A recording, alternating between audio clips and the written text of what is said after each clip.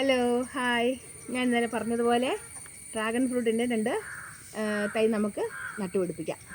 Okay, നമ്മൾ പോട്ടിനകത്ത്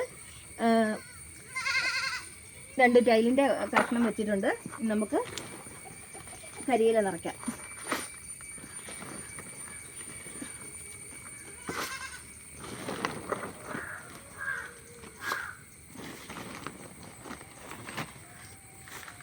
നിങ്ങൾ ആരും സബ്സ്ക്രൈബ് ചെയ്യുന്നില്ല കേട്ടോ. എല്ലാവരും സബ്സ്ക്രൈബ് ചെയ്യുകയും നമ്മളെ സപ്പോർട്ട് ചെയ്യുകയും ചെയ്യണം. എല്ലാവരും സപ്പോർട്ട് ചെയ്തെങ്കിൽ മാത്രമാണ് എനിക്കിത് ഇടാനുള്ളൊരു, നമുക്ക് ഇത് ചെയ്യാനായിട്ടുള്ളൊരു പ്രചോദനം കിട്ടുന്നത് തന്നെ അങ്ങനെയാണ്.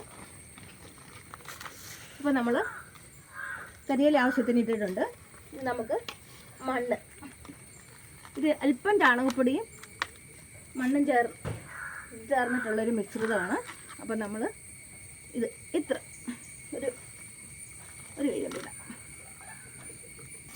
നമുക്ക് നടുക്കൊരു കുഴി കുത്താം. ഇത് നമ്മൾ ഇതിൻ്റെ മൂട് ഇങ്ങനെ ഒന്ന് ഇതാക്കിയിട്ടുണ്ട്. നമ്മളിത് വെച്ച് കൊടുത്തു. ഇതും കൂടെ ഇതിൻ്റെ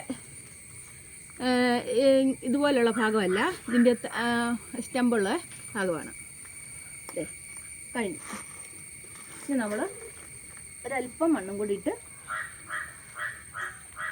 അതിനൊന്ന് അമർത്തി കൊടുത്ത് വെച്ചു. ഇത്രയേ ഉള്ളൂ. നമുക്കിതിനൊരു ബലം കിട്ടാനായിട്ട് ഒരു പൈപ്പിനെ താഴ്ത്തി കൊടുത്തിട്ട് ഒന്ന് കെട്ടിക്കൊടുക്കാം.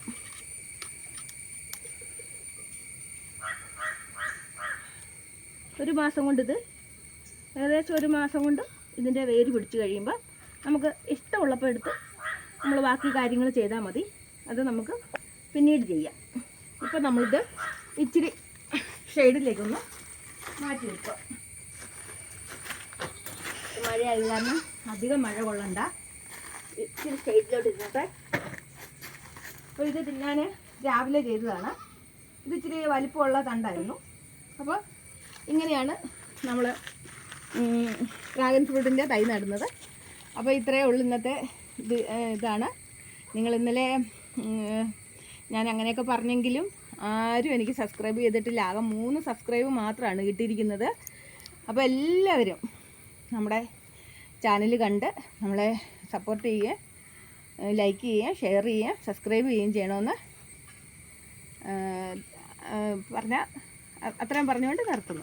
Okay, like, subscribe and support. Bye, see U.